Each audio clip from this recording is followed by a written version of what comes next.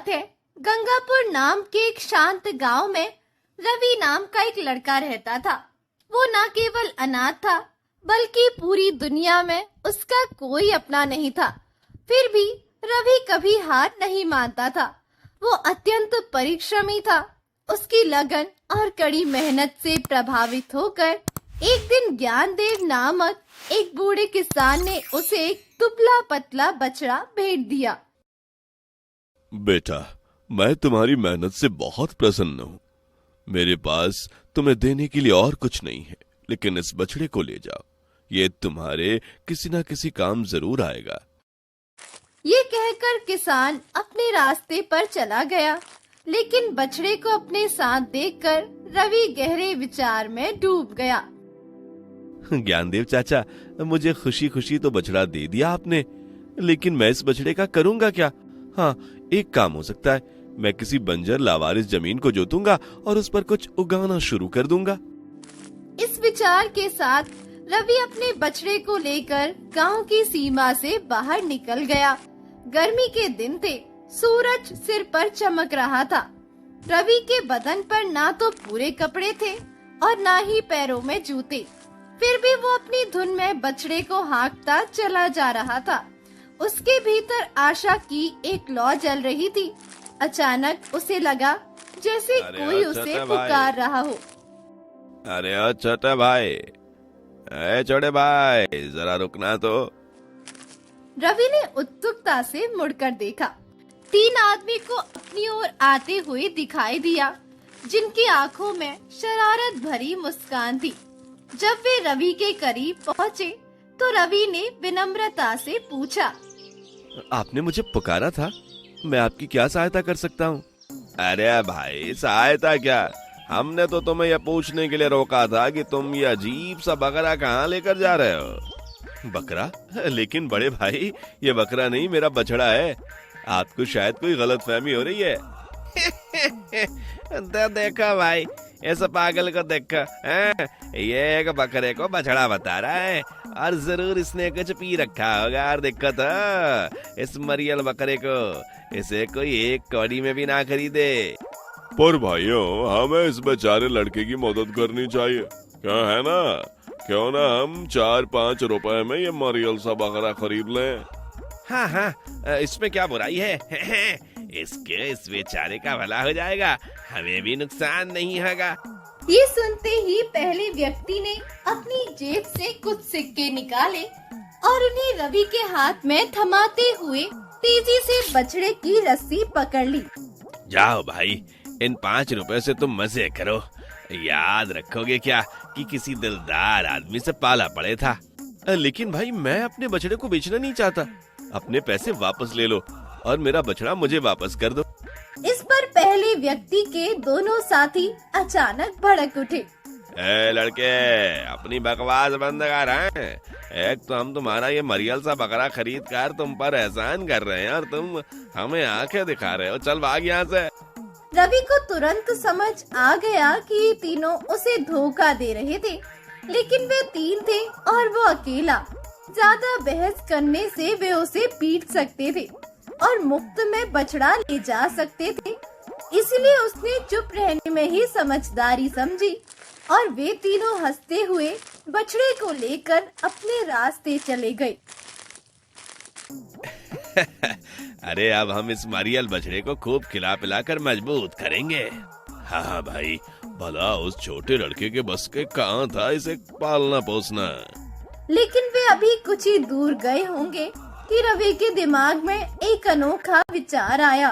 वो दौड़कर उन तीनों के पास जा पहुंचा। आप लोग बहुत दयालु हैं बड़े भाइयों। मेरे इस मरियल बकरे को सचमुच कोई नहीं पूछता, पर आपने उसके 5 रुपए दे दिए।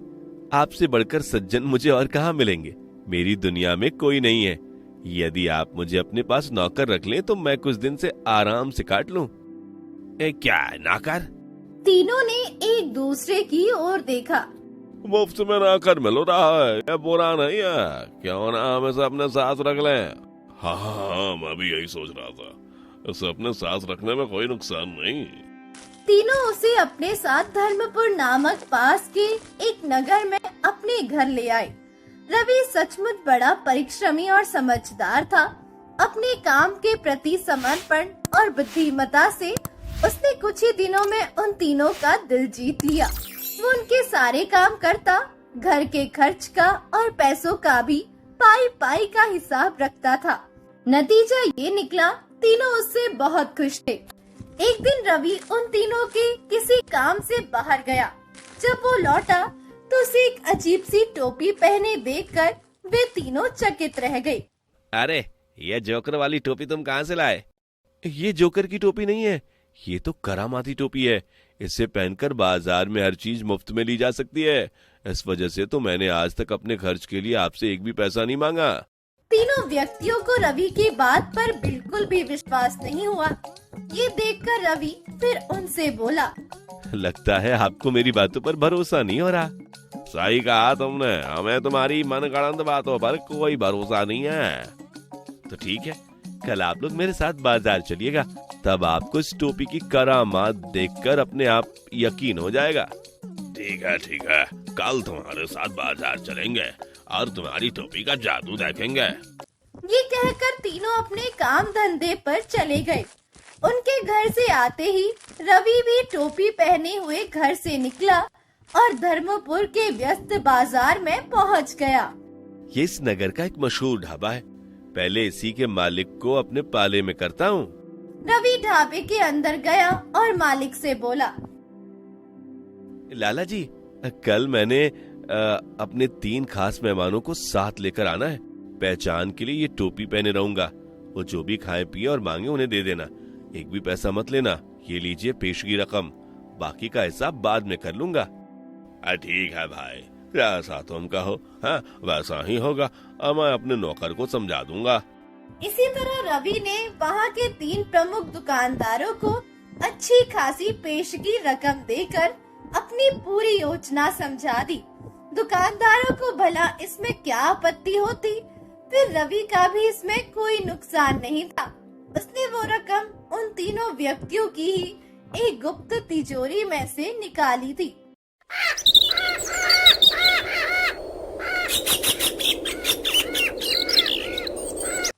अगले दिन सुबह रवि उन तीनों व्यक्तियों को लेकर बाजार में पहुंचा।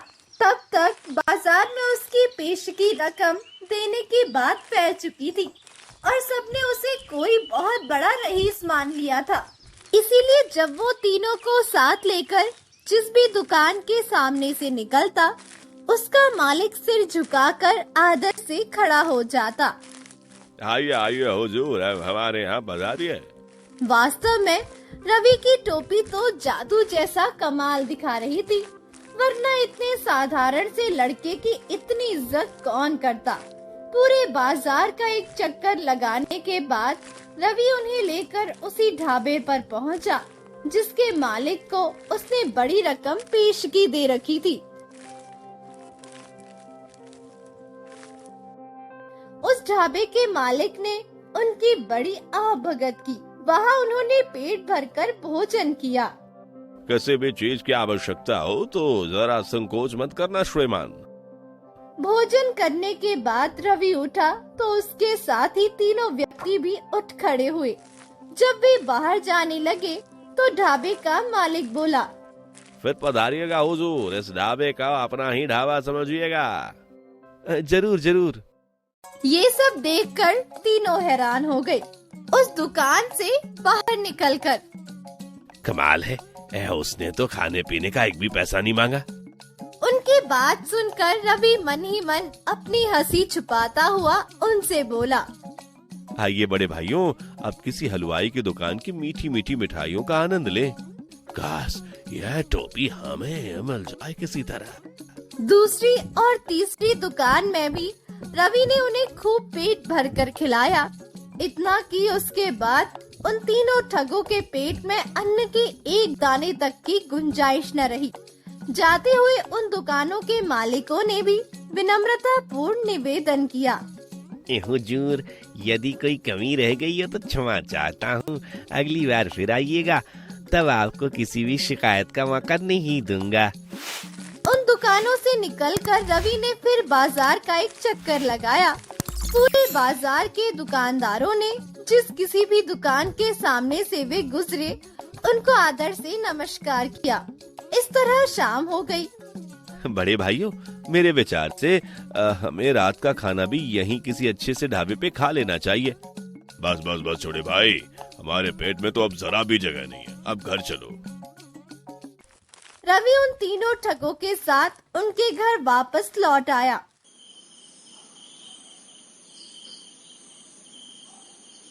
घर पहुंचते ही उनमें से पहला ठग बोला, भाई ये टोपी हमें दे दो, इसके बदले हम तुम्हारा बछड़ा और अपनी सारी संपत्ति तुम्हें देने को तैयार हैं। नहीं नहीं नहीं भाई, ये नहीं हो सकता। मेरे पास तो यही एक पैतृक संपत्ति है, मैं इसे किसी भी कीमत पर नहीं बेचूंगा। लेकिन जब तीनों ही उसके सामने हाथ पैर जोड़ने और टोपी खरीदने के लिए गिड़गिड़ाने लगे, तो रवि अपनी मन की प्रसन्नता को छुपाते हुए कुछ उदास स्वर में बोला, बड़े भाइयों, आप लोगों ने मुझे बहुत उपकार किए हैं मुझ पर, अतः हाथ पैर जोड़कर मुझे लज्जित न कीजिए। मैं बछड़ा और आप लोगों की सारी संपत्ति के बदले आपको ये अपनी करामाती टोपी देने को तैयार हूँ। रवि की बात सुनकर तीनों ठग प्रसन्नता से उछल पड़े। उनकी आंखें चमक उठी। उसी रात तीनों व्यक्तियों ने अपनी सारी संपत्ति रवि को सौंपकर उससे टोपी ले ली। रवि उनका सारा माल अपने बछड़े पर लाद कर उसी समय वहां से चल पड़ा और रातों रात उस नगर से बहुत दूर निकल गया।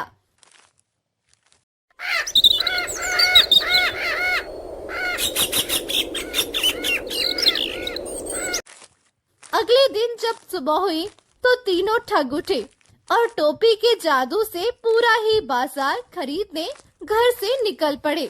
सबसे पहले वे उसी ढाबे पर पहुंचे जहां रवि के साथ उन्होंने छक्कर भोजन किया था।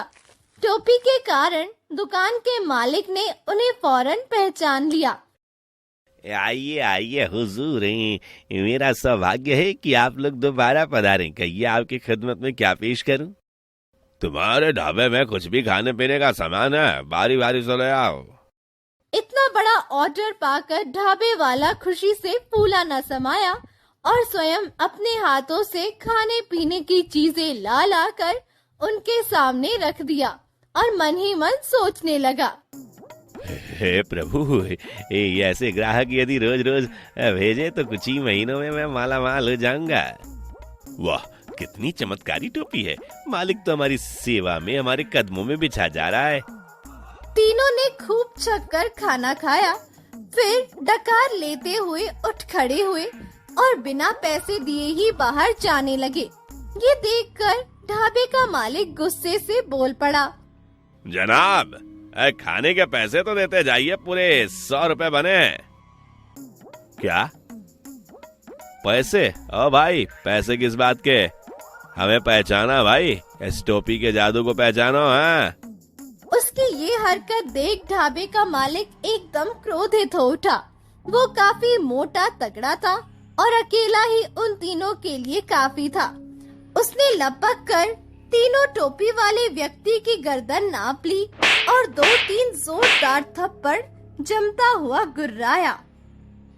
अब बताऊं मैं किस बात के पैसे हैं? जल्दी निकाल मेरे 100 रुपए। देते हैं भाई, मेरी गर्दन तो छोड़ दो। और मालिक को पैसे देकर तीनों ने किसी तरह उससे पीछा छुड़वाया और ढाबे से बाहर निकलकर आपस में झगड़ने लगे। अरे तुमने टोपी हाथ में रखी थी, इसीलिए इसका असर नहीं हुआ ढाबे वाले पर, हैं? हाँ, यही बात है। ये तुम्हारी जरा सी भूल हमें बाजार में इतना अपमानित होना पड़ा। तुम सर पर पहन लो। ठीक कहते हो, मुझे वास्तव में भूल हो गई मुझसे। ये कहकर तीसरे व्यक्ति ने टोपी सिर पर पहन ली और तीनों पुनः एक दुकान पर पहुँचे और वहाँ भी मनचाही चीजें खरीदी। लेकिन जब वे उन चीजों को गठरी बांध कर चलने लगे तो दुकानदार ने उन्हें रोक लिया। जनाब, जो सामान आप ले जा रहे हैं वो मुफ्त का नहीं है, इसके पैसे देते जाइए। पूरे 200 बने, ये लीजिए खरीदे गए सामान की पर्ची। क्या पैसे अदा करने के नाम पर उन बेचारों को कुछ सोच ना सका। वैसे भी अब उनके पास फूटी कौड़ी भी शेष नहीं बची थी। घबराहट में टोपी पहने व्यक्ति ने दुकानदार के सामने आकर अपना सिर हिलाया ताकि दुकानदार टोपी से प्रभावित हो जाए, पर इसका उल्टा असर हुआ। दुकानदार ने उसे खींचकर एक जोरदार थप्पड़ दे मारा। तड़ाक। उफ, हमें छोड़ दो। उस थप्पड़ से उस व्यक्ति के सिर से टोपी निकलकर पास ही रखी चलती हुई आग में जा गिरी। उससे पहले ही उन तीनों में से कोई उस टोपी को भट्टी में से निकाल पाता, फुसकी बनी वो टोपी जलकर राख हो गई। हाय हाय, हमारी करामाती टोपी। ये देखकर तीनों ही रोने धोने और चीखने चिल्लाने लगे। उनके रोने धोने से शीघ्र वहाँ अच्छी खासी भीड़ इकट्ठा हो गई। हाय हाय, हम लुट गए, हम बर्बाद हो गए। हाय, हमारी करामाती टोपी। अरे कम वक्त, आखिर क्या हुआ? हाँ, मुंह से भी तो कुछ बोलो। जब रोते रोते उन तीनों ने अपनी करामाती टोपी के गुण बताए तो वहाँ एकत्रित सभी व्यक्तियों का हंसते हंसते बुरा हाल हो गया। अरे अकल से पैदल हो तुम सब। हाँ, वो कोई करामाती टोपी नहीं थी, लगता उस लड़के ने तुम्हें मूर्ख बनाया है। फिर जब दुकानदार ने उन्हें असली बात बताई तो उन तीनों के होश ही उड़ गए। क्या उस लड़के ने हमें मूर्ख बनाया? हाय, हम ठग खुद ही अपने जाल में फंस गए। यानी इस बार चोर पर मोर पड़ गया। इस तरह रवि ने उन ठगों को उनकी ही चाल में फंसाकर अपना बदला ले लिया और उस दिन से उन तीनों ठगों ने भी किसी को धोखा न देने की कसम खा ली। स्वामी, इस दुनिया में तो बड़े से बड़े मूर्ख भरे पड़े हैं। इस चालाकी भरी दुनिया में मूर्खों का क्या काम है? अरे बिमला, बहुत भोली है तू तो। जरा सोच, अगर दुनिया में मूर्ख ना होते तो हमारा ठगी का धंधा वाला कैसे चलता? हाँ, ये बात तो है स्वामी। मगर स्वामी, ये भी सच है कि आज तक आपने मूर्ख आदमियों को ही ठगा है। तुम्हारे कहने का क्या मतलब है बिमला? स्वामी, मेरे कहने का मतलब ये है कि आज तक आप भोले भाले लोगों को ही ठगते आए हैं। कभी किसी चतुर बुद्धिमान व्यक्ति को ठग कर दिखाओ तो मैं आपकी ठगी का लोहा मानूंगी। यदि आपको अपनी ठगी पर इतना विश्वास है तो मेरी चुनौती को स्वीकार करो तो जानू। ठीक है बिमला, अब मैं कोई चतुर और बुद्धिमान आदमी को ठग कर ही घर में घुसूंगा। बिरजू घर से निकलकर चौपाल के पास से गुजर रहा था। अरे देखो रामू, ठग बिरजू जा रहा है। ना जाने आज किसकी सामत आई है। इस बिरजू ने तो हमारी नाक में दम कर रखा है। जब देखो किसी ना किसी को ठगता ही रहता है। पता नहीं इससे कब छुटकारा मिलेगा। बिरजू गांव वालों की कही हुई बातों को नजरअंदाज करते हुए निकल जाता है। वो गांव वाले तो मूर्ख हैं। मुझे कोई चतुर व्यक्ति को ढूंढकर उसी को ठगी का शिकार बनाना है।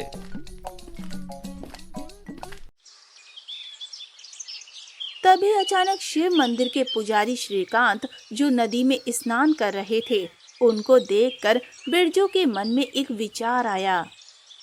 यह पुजारी श्रीकांत बहुत ही खुर्राट आदमी है। सुना है यह किसी की चाल में न फंसने वाला बहुत ही चतुर आदमी है और इसके पास बहुत सारा धन भी है। तो क्यों ना आज इसे ही शिकार बनाऊं। देखूं तो सही ये पुजारी कितना चतुर है।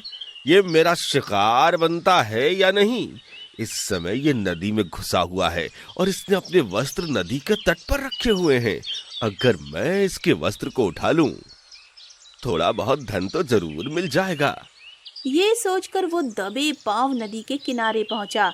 जैसे ही पुजारी श्रीकांत के वस्त्र उठाने किनारे पर पहुंचा, तभी ए बिरजू, रुको।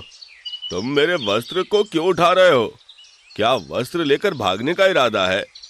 पुजारी जी, आपके वस्त्र लेकर मैं क्या करूंगा भला? तो फिर तुम नीचे रखे वस्त्र को क्यों उठा रहे थे? पुजारी जी, आपके प्रति मेरे मन में अपार श्रद्धा है। अब यहाँ से गुजरते हुए मैंने आपके वस्त्र जमीन पर देखे तो मुझसे रहा नहीं गया। मैंने सोचा जब तक आप नदी में स्नान करें तब तक मैं आपके वस्त्र अपनी गोद में लिए बैठा रहूं। बिरजू, मैं जानता हूँ तुम ठग हो। मैं तुम्हारी बातों में आने वाला नहीं हूँ, इसलिए तुम्हारी भलाई इसी में है कि तुम चुपचाप यहाँ से खसक लो। पुजारी जी, आप तो बेकार ही मुझ पर गर्म हो रहे हैं। आपका ऐसा आदेश है तो मैं यहाँ से चला जाता हूँ। जल्दी भाग यहाँ से। बिरजू वहाँ से कुछ ही कदम आगे बढ़ा था कि उसके दिमाग में एक विचार आया। कुछ तो गड़बड़ है, मुझे झाड़ियों के पीछे से छुपकर देखना चाहिए। बिरजू झाड़ियों के पीछे से छुपकर देखने लगा। कुछ ही देर में पुजारी श्रीकांत नहाकर बाहर निकले। देखिए अब क्या करता है। पुजारी श्रीकांत ने बाल सुखाने के लिए अपनी जटाई खोली तो उसमें से स्वर्ण मुद्राएं गिरनी शुरू हो गईं। बिरजू ये सब देखकर चकित हो गया। अरे ये क्या चक्कर है, पुजारी अपने धन को अपनी जटाओं में छिपा कर रखता है। जब स्वर्ण मुद्राएं गिरनी बंद हो गई तो पुजारी श्रीकांत ने अपनी स्वर्ण मुद्राएं गिनना शुरू कर दिया। पूरी की पूरी 20 स्वर्ण मुद्राएं हैं। इसका मतलब यह है कि एक भी स्वर्ण मुद्रा इधर उधर नहीं हुई है। अब इन्हें वापस अपनी जटाओं में छुपा लेता हूँ। इस पुजारी के यहाँ कहाँ से आई इतनी स्वर्ण मुद्राएं? पुजारी श्रीकांत ने एक एक करके फिर से अपनी जटाओं में सारी मुद्राएं छिपाकर रख ली। ये सब बिरजू छुपकर पीछे से देख रहा था। इसका मतलब तो ये हुआ कि पुजारी श्रीकांत के पास बहुत सारा धन है, मगर ये जरूरत से ज्यादा चालाक है। लेकिन जैसा भी हो, मुझे इन स्वर्ण मुद्राओं को हड़पना ही होगा। दूसरी ओर पुजारी अपने वस्त्र पहनकर, अब मुझे मंदिर चलना चाहिए। बिरजू भी पुजारी के पीछे पीछे चलने लगा। जब पुजारी मंदिर के पास पहुंचकर अचानक पलटकर देखता है तो बिरजू को देखकर चौंक जाता है। अरे बिरजू, तुम मेरे पीछे पीछे क्यों चल रहे हो? पुजारी जी, मैं आज से अपना ठगी का धंधा छोड़ना चाहता हूँ। इस कार्य में आप ही मेरा सहयोग कर सकते हैं। मैं भला तुम्हें क्या सहयोग कर सकता हूँ? पुजारी जी, ठगी का धंधा छोड़ने के उपलक्ष्य में मैं आपके द्वारा अपने घर में सत्यनारायण जी की कथा कहवाना चाहता हूँ। इसलिए आप मेरे साथ इसी समय मेरे घर चलिए और सत्यनारायण जी की कथा संपन्न करवाइए पुजारी जी। बिरजू की बात सुनकर पुजारी सोच में पड़ गया। ये बिरजू बड़ा ही धूर्त है। ये भला ठगी का धंधा क्यों छोड़ने लगा? लगता है मुझे ये अपनी जाल में फंसा रहा है। पर मैं भी कम नहीं। मैं भूल कर भी इसके साथ इसके घर नहीं जाऊंगा। इस समय बहाना बनाकर टाल देता हूँ। ये सोचकर वो बिरजू से बोला, बिरजू, तुम ठगी का धंधा छोड़ रहे, ये जानकर मुझे अत्यंत प्रसन्नता हुई। मैं तुम्हारे साथ तुम्हारे घर सत्यनारायण जी की कथा कहने अवश्य चलता, पर मुझे अफसोस कि मैं तुम्हारे साथ आज नहीं जा सकूंगा। लेकिन क्यों पुजारी जी? बिरजू, मैंने आज ही एक संकल्प लिया है। 1 माह तक मैं नदी में यज्ञ करूंगा। मेरा सारा दिन यज्ञ करने में निकल जाएगा। अब मैं यज्ञ छोड़कर कैसे जा सकता हूँ? ओह, तो ये बात है। लगता है मेरी चालाकी कामयाब हो गई। अब निश्चय ही बिरजू मेरा पीछा छोड़ देगा। उधर बिरजू भी कम नहीं था। मन ही मन कुछ सोच विचार कर पुजारी से बोला, पुजारी जी, सिर्फ 1 माह की बात है ना। मैं 1 माह बाद ही अपने घर में सत्यनारायण की कथा करवाऊंगा। तब तक मैं 1 माह व्यतीत होने की प्रतीक्षा करूंगा। ठीक है बिरजू, जब तुम्हारी ऐसी मर्जी है तो ठीक है। आपकी बात सुनकर मुझे बहुत संतोष हुआ पुजारी जी। अब मुझे आज्ञा दीजिए। बिरजू अपने घर पहुंचा। ये क्या स्वामी, तुम तो खाली हाथ ही लौट आए। क्या कोई चतुर व तेज आदमी तुम्हारी ठगी में नहीं आया? ये बात नहीं है बिमला। तुम्हारी शर्त के मुताबिक मुझे किसी तेज व चतुर आदमी को ही ठग कर दिखाना है। यह काम असंभव तो नहीं, बल्कि जरा मुश्किल जरूर है। इसलिए इस काम को करने के लिए मैं तुमसे 1 माह का समय चाहता हूँ। 1 माह पश्चात मैं तुम्हें दिखा दूंगा कि चतुर आदमी भी मेरी ठगी में आ सकता है। ठीक है स्वामी, मैं तुम्हें 1 माह का समय देती हूँ।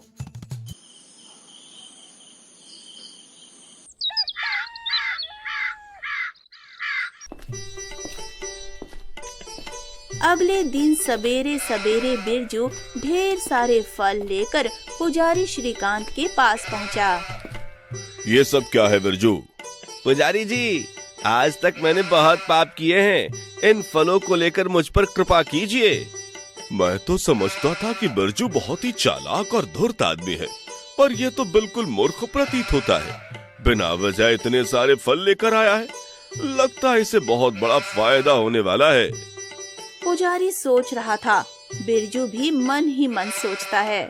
पुजारी, मैं इसी प्रकार रोज तुम्हें कुछ ना कुछ देकर जाया करूंगा, ताकि एक दिन तुझे भी मेरे ऊपर विश्वास हो सके और तू बिना आनाकानी किए मेरे साथ मेरे घर चल सके। बिरजू पुजारी को फल की टोकरी देकर अपने घर वापस आ जाता है।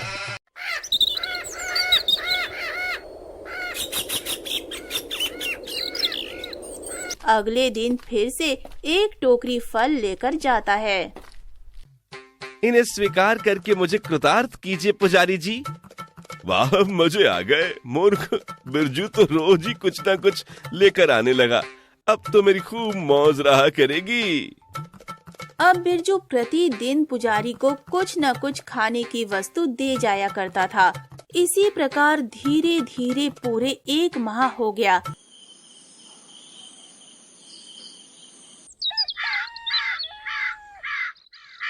एक दिन पूरे 1 महीने तक बिरजू की दी हुई फल और मिठाई मैंने खूब पेट भर खाए हैं।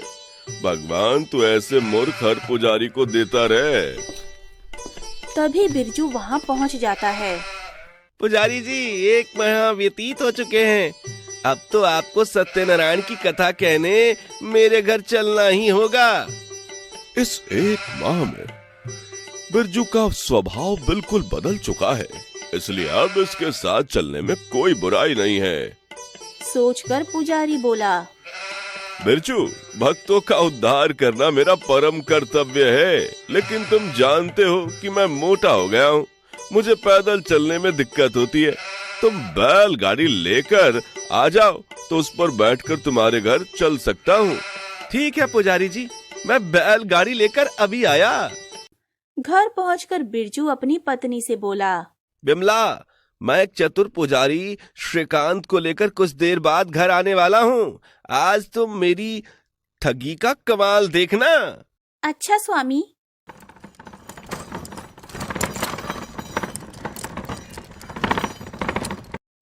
पुजारी जी, मैं बैलगाड़ी लेकर आया हूँ। तो चलो, मैं भी चलने के लिए तैयार हूँ। बिरजू पंडित श्रीकांत को बैलगाड़ी में बिठाकर गांव की ओर चल दिया। श्रीकांत, आज मैं तेरी जटाओं में से 20 स्वर्ण मुद्राएं छटक कर ही रहूंगा। सोचती हुई बिरजू घर पहुंचकर पुजारी से बोला, पुजारी जी, आप यहाँ विराजिए, मैं गांव वालों को सत्यनारायण की कथा का निमंत्रण देकर आता हूँ। अच्छा। बिरजू सीधा चौराहे पर जा पहुंचा, जहां गांव के लोग आपस में चर्चा कर रहे थे। भाइयों, आज मेरे घर में कुछ देर बाद सत्यनारायण की कथा होने वाली है, आप सभी लोगों को कथा सुनने आना है। बिरजू जैसे आदमी सत्यनारायण की कथा करवा रहा है, मुझे तो कुछ अजीब सा लग रहा है। ये क्या मामला है? मामला तो कुछ नहीं, बस मन में आया था तो करवा रहा हूँ। ठीक है, हम सब जरूर आएंगे। गांव के सभी लोग बिरजू के घर आ गए। पुजारी ने सारे गांव वालों को सत्यनारायण की कथा सुनाई। कथा समाप्त होते ही, आपका बहुत बहुत धन्यवाद पुजारी जी, जो आपने मेरे घर आकर सत्यनारायण की कथा कराई। ठहरिए, अंदर से मैं आपके लिए दक्षिणा लेकर आता हूँ। बिरजू अंदर दक्षिणा लेने जाता है और कुछ ही पल में वापस आकर, बिमला, मैं लुट गया, बर्बाद हो गया। क्या हुआ स्वामी, कुछ बताओ तो सही। बिमला, मैंने संदूक में कुछ देर पहले ही 20 स्वर्ण मुद्राएं गिनकर रखी थी, लेकिन अब ये मुद्राएं संदूक में नहीं है। क्या? हाँ बिमला, हाँ, पता नहीं वो स्वर्ण मुद्राएं कहाँ चली गईं। तुमने तो नहीं ली? नहीं स्वामी। तब तो कोई चोर उचक्का ही उन स्वर्ण मुद्राओं को ले उड़ा। अब क्या होगा? हाय! बिरजू जोर जोर से रोने लगा। इस प्रकार बिरजू को रोता देख गांव के सरपंच ने कहा, बिरजू, जब तुमने स्वर्ण मुद्राएं गिनकर संदूक में रखी थी तब घर में कौन कौन थे?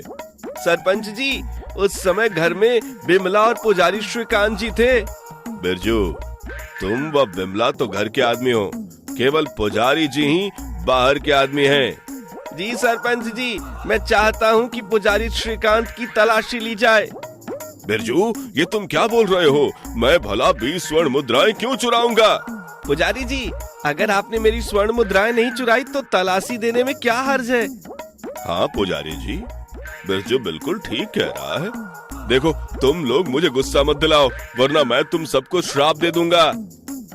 पुजारी जी, आप हमें श्राप बाद में दे देना, पहले आप अपनी तलाशी दे दीजिए।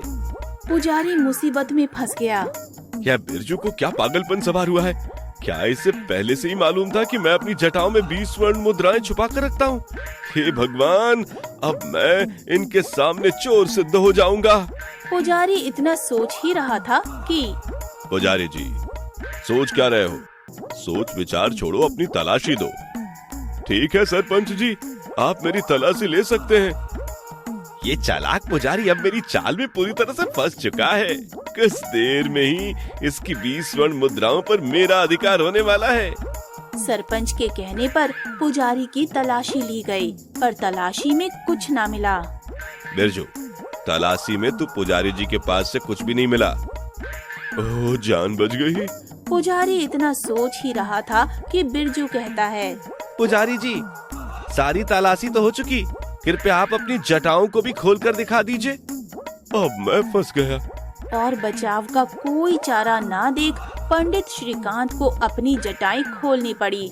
पंडित श्रीकांत की जटा से एक एक करके 20 की स्वर्ण मुद्राएं जटाओं से निकलकर नीचे गिर पड़ी। ये देखकर वहाँ उपस्थित लोग चौंक गए। ये क्या पुजारी जी, कैसा घोर कलयुग आ गया है। भगवान, पुजारी जी भी चोरी करने लगे। इसका मतलब तो ये हुआ कि बिरजू सच कह रहा था, पुजारी ने ही स्वर्ण मुद्राएं चुराई थीं। हमने पुजारी से ऐसी उम्मीद नहीं की थी। अपना इस प्रकार अपमान होते देखकर श्रीकांत क्रोधित हो उठा। बिरजू, अपने घर बुलाकर तूने मेरा अपमान किया है। मैं इस बात का बदला तुझसे अवश्य लूंगा। तूने मुझे ठगा है, लेकिन मैं तुझे नहीं छोड़ूंगा। पुजारी जी, इतनी जोर से ना चिल्लाइए, एक तो चोरी ऊपर से सीना चोरी। जाइए जाइए यहाँ से, आपकी इसी में भलाई है। अपमानित हुए श्रीकांत पुजारी गर्दन झुकाकर बिरजू के घर से निकल गए। उसके बाद सारे गांव वाले भी वहां से चले गए। स्वामी, चतुर तेज पुजारी श्रीकांत को ठग कर आपने अपनी ठग विद्या की विशेषता साबित कर दी है, इसलिए आज से मैं आपको ठग नहीं ठगराज कहूंगी। शुक्रिया बिमला। स्वामी, पुजारी श्रीकांत बदला लेने की धमकी देकर गया है, उसका क्या होगा? तुमने अच्छा याद दिलाया बिमला, वह मुझसे बदला अवश्य लेगा। हो सकता है वो मुझे किसी मामले में फंसाने की कोशिश करेगा। उससे पहले मुझे ही कोई चाल चलनी चाहिए, जिससे चालाक पुजारी दूसरी बार में ही मुझसे मात खा जाए और मेरी ठगी का शिकार हो जाए। अब वो भला तुम्हारी ठगी में दोबारा कैसे आ सकता है? तुम देखती जाओ बिमला, मैं कैसे उस पुजारी बच्चे को मजा चखाता हूँ।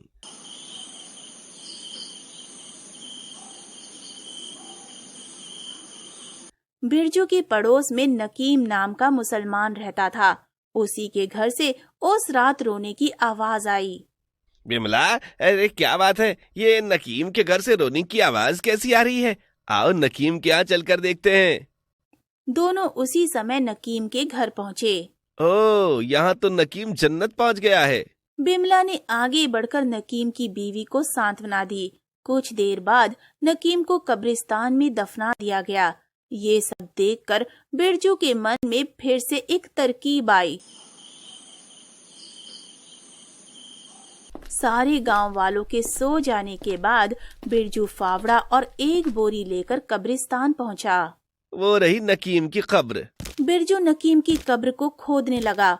कुछ देर बाद ही नकीम की लाश को बोरी में भरकर वहां से चल पड़ा। घर पहुंचकर उसने नकीम के शरीर को सफेद चादर में लपेट दिया और बिमला से बोला, अब तू नकीम की लाश के पास बैठकर जोर जोर से विलाप करना शुरू कर दे। मैं जाकर दूसरे कमरे में छिप जाता हूँ।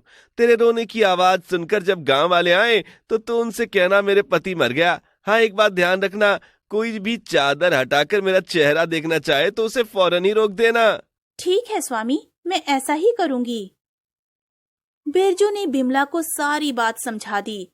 बिरजू बिमला को सारी बात समझाकर दूसरे कमरे में जाकर छुप गया। बिरजू के छुपते ही बिमला भी जोर जोर से रोने लगी। हाय हाय, मैं लुट गई, बर्बाद हो गई। हाय राम, मेरे पति को क्या हुआ। बिमला को रोते हुए सुनकर पड़ोस की औरतें आ गईं।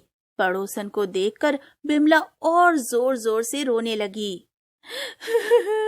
मेरा सुहाग उजड़ गया है, मेरे पति की लाश पड़ी हुई है। ओह, ये तो बहुत बुरा हुआ तुम्हारे साथ। शाम तक तो बिल्कुल ठीक ठाक था, अचानक ही वो कैसे मर गया। भगवान ने तेरे साथ बहुत जुल्म किया है। अरे बिमला, जरा चादर हटाकर आखिरी बार चेहरा तो दिखा दे। नहीं नहीं बहन, ऐसा गजब मत करना। मेरे पति की अंतिम इच्छा थी कि मरने के बाद कोई भी चादर हटाकर उनका मुंह ना देखे। तब तो मैं बिरजू का मुंह नहीं देखूंगी, क्योंकि मरने वालों की अंतिम इच्छा अवश्य पूरी करनी चाहिए। तुम ठीक कह रही हो बहन। तब गांव वाले मिलजुल कर उसे उसी समय शमशान ले जाकर उसका अंतिम संस्कार कर देते हैं। दूसरी तरफ मंदिर के पुजारी श्रीकांत ने जब बिरजू की मृत्यु का समाचार सुना तो वो बहुत खुश हो उठा। भगवान, तू बड़ा दयालु है। बिरजू को मारकर तूने मेरी पुकार सुन ली। अच्छा हुआ जो मेरा अपमान करने वाला बिरजू इतनी जल्दी मर गया। उधर बिरजू अपने घर में। बिमला, गांव वालों को पूरी तरह से विश्वास हो गया ना कि मैं सचमुच मर गया। अब तुम मेरा कमाल देखना। स्वामी, आपकी योजना बड़ी मजेदार होती है।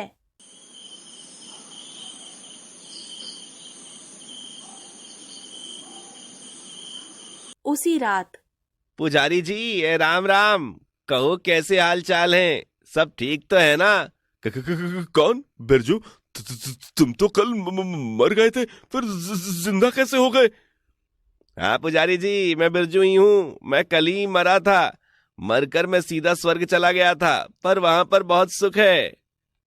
क्या तुम सच कह रहे हो? और क्या, अब मैं मरकर भी झूठ बोलूंगा? पुजारी जी, मैं कल मरा था और मरकर सीधा स्वर्ग चला गया था। मैं तुम्हें वहां का स्वर्ग भ्रमण पत्र दिखाता हूँ, जिससे मैंने तीनों लोकों का भ्रमण किया है। अब तुम्हें यकीन हो जाएगा। बिरजू ने एक सफेद कागज जेब से निकाला। लो, इसे पढ़ो। जैसे ही उसने कागज देखा, अरे, इस कागज पर तो कुछ भी नहीं लिखा है। कागज तो बिल्कुल कोरा है। पुजारी जी, आप बहुत भोले हैं। स्वर्ग की लिखाई आपको ऐसे ही दिखाई दे जाएगी क्या? तब कैसे दिखाई देगी? पुजारी जी, इस कागज को दीपक की लौ पर घुमाओ। ऐसा करके कागज की लिखाई साफ दिखाई देगी। पुजारी ने बिरजू के कहे अनुसार दीपक की लौ पर कागज घुमाया। अरे बिरजू, तुम तो बिल्कुल ठीक कह रहे हो। इस पर तो स्वर्ग भ्रमण पत्र ही लिखा है। बिरजू, तुम धन्य हो जो ठग होते हुए भी मरकर स्वर्ग चले गए। पुजारी जी, यदि आप चाहें तो मैं आपका भी स्वर्ग यात्रा करवा सकता हूँ। सच बिरजू? पुजारी बिरजू के चंगुल में फिर से फंस चुका था। हाँ पुजारी जी, लेकिन इसके लिए आपको थोड़ा धन खर्च करना पड़ेगा। धन खर्च करना पड़ेगा? लेकिन इस कार्य में धन का क्या प्रयोग होगा? पुजारी जी, आप क्या समझते हैं, महाठग होने पर भी क्या मुझे यूं ही स्वर्ग में जगह मिल गई थी? ऐसा बिल्कुल नहीं है। स्वर्ग की यात्रा हम ऐसे नहीं कर सकते। वहां पर भी रिश्वत चलती है। वहां के राजा धर्मराज हैं और इस यात्रा के लिए रिश्वत हमें देनी पड़ती है। तभी मुझ जैसे पापी को स्वर्ग यात्रा का सुख मिला। इस कार्य के लिए कितना धन देना होगा? कम से कम 100 स्वर्ण मुद्राएं रिश्वत देनी होगी पुजारी जी। 100 स्वर्ण मुद्राएं? ये तो बहुत ज्यादा है। मेरे पास इतनी स्वर्ण मुद्राएं कहां से आएंगे भला? सोच लो पुजारी जी, 100 स्वर्ण मुद्राएं में स्वर्ग की यात्रा कोई बुरी नहीं है। ऐसा मौका जीवन में बार बार नहीं आता। बिरजू की बात सुन पुजारी सोचने लगा। बिरजू ठीक कह रहा है, मुझे इसकी बात मान लेनी चाहिए। कुछ देर सोचकर पुजारी ने कहा, ठीक है बिरजू, मुझे तुम्हारी बात मंजूर है। तो जल्दी से 100 स्वर्ण मुद्राएं ले आओ। तुम यहीं ठहरो, मैं अभी स्वर्ण मुद्राएं लेकर आता हूँ। बिरजू को वहीं छोड़कर पुजारी मंदिर में चला गया। कुछ देर बाद, ये लो बिरजू, ये पूरी 100 स्वर्ण मुद्राएं हैं। अब तुम अपनी स्वर्ग की यात्रा पक्की समझो। स्वर्ण मुद्राएं लेकर बिरजू ने पंडित से पूछा, एक बात समझ में नहीं आई पुजारी जी, आप ठहरे साधु सन्यासी, फिर आपके पास इतनी स्वर्ण मुद्राएं कहां से आई? अब तुमसे क्या छुपाना, बात यह है कि प्रतिदिन मंदिर में कोई ना कोई राहगीर आकर ठहरता है। मैं किसी प्रकार उन्हें मौत के घाट उतारकर लाश को जंगल में फेंक आता हूँ और धन अपने पास रख लेता हूँ। तब तो आपके पास स्वर्ण मुद्राएं और भी होंगी पुजारी जी। अभी तो मेरे पास 100 मुद्राएं और भी हैं, जो मंदिर के अंदर संदूक में रखे हैं। पुजारी से सारी बातें पता कर बिरजू सोचने लगा। तब तो उन स्वर्ण मुद्राओं पर भी हाथ साफ करना होगा। बिरजू सोच ही रहा था कि अचानक, अब स्वर्ग यात्रा में किस बात की देर है बिरजू? अरे किसी बात की देरी नहीं पुजारी जी, बाहर झाड़ियों के पीछे स्वर्ग का विमान खड़ा है। तुम्हें आंखों पर पट्टी बांधकर विमान में बिठाना होगा। एक बात ध्यान रखना, चलते समय विमान में से गधे जैसी आवाज निकलती रहती है, उससे तुम बिल्कुल भी डरना नहीं। और हाँ, स्वर्ग का रास्ता थोड़ा ऊबड़ खाबड़ है, इसलिए रास्ते में विमान में धक्के लगते हैं, इसलिए आंखों पर पट्टी बांधनी पड़ती है, जिसे चक्कर ना आए। हिम्मत से काम लेना, घबराना नहीं। मैं ये सब बातें ध्यान में रखूंगा। अब तुम जल्दी से आंखों पर पट्टी कसकर बांध लो, मैं विमान लेकर आता हूँ। कुछ ही पल में बिरजू एक गधा लेकर आया। पुजारी आंख में पट्टी बांधकर वहीं खड़ा था। जी पुजारी जी, मैं विमान लेकर आ गया। तो मुझे जल्दी से विमान पर चढ़ाओ बिरजू। बिरजू ने पुजारी श्रीकांत को गधे पर बिठाया और गधे की पूंछ में एक पत्र बांध दिया। पुजारी जी, अब ये विमान तुम्हें स्वर्ग के द्वार पर ही ले जाकर रोकेगा। क्या तुम मेरे साथ विमान पर नहीं बैठोगे? अरे नहीं पुजारी जी, मैं दूसरे विमान पर बैठकर स्वर्ग पहुंचूंगा। एक बात ध्यान रखना, जैसे ही विमान तुम्हें स्वर्ग के द्वार पर ले जाकर रुके, तुम फौरन आवाज लगाना, धर्मराज मुझे आकर स्वर्ग में ले जाओ। अच्छा, लेकिन एक बात तो बताओ बिरजू। पुजारी जी, इतनी उत्सुकता ठीक नहीं है। जब आप स्वर्ग जा ही रहे हैं तो स्वयं ही अपनी आंखों से वहां का वातावरण देख लेना। फिर भी आपकी जानकारी के लिए बता दूं, स्वर्ग की ठाट बाट की बातें कुछ और हैं। वहां सोने के लिए बढ़िया पलंग है, हरे भरे बगीचे हैं, मीठी मीठी फलों के पेड़ हैं, आधी रात तक परियों का नृत्य होता है। फिर वह हम लोग के पैर दबाती है। जी चाहता है कि हमेशा ऐसी मीठी नींद सोता ही रहूं। तब तो स्वर्ग में मजा ही मजा। बिरजू ने गधे को एक लात जोर से मारी। विमान उड़ जाओ और पुजारी जी को स्वर्ग के द्वार पर पहुंचाओ। अगले ही पल गधा पुजारी को लेकर चल दिया। बेचारा पुजारी, इसको क्या पता कि कुम्हार के गधे पर बैठकर धर्मराज कुम्हार के यहाँ जा रहा है। बिरजू देर ना करते हुए बिमला के पास पहुंचा। बिमला, ये लो 100 स्वर्ण मुद्राएं, संभालो इसे। स्वामी, इतनी स्वर्ण मुद्राएं कहाँ से लेकर आए हो? अरे ये तो कुछ भी नहीं बिमला, पुजारी के पास और भी 100 स्वर्ण मुद्राएं हैं। चलो चलकर पुजारी की संदूक में रखी बाकी स्वर्ण मुद्राएं भी निकाल लें। चलो स्वामी, अब तो हम खूब धनवान हो जाएंगे। दूसरी ओर गधा तेजी से दौड़ता हुआ चला जा रहा था। सचमुच, ये तो विमान में से गधे जैसी आवाज निकल रही है। कुछ ही देर में गधा कुम्हार के घर पर जाकर रुका। विमान रुक गया। लगता है मैं स्वर्ग के द्वार पर पहुंच चुका हूँ। अब मुझे धर्मराज को आवाज लगानी चाहिए। ये सोचकर वो जोर से चिल्लाया, धर्मराज जल्दी से आओ और आकर मेरी आंखों की पट्टी खोलकर मुझे अपने साथ स्वर्ग ले चलो।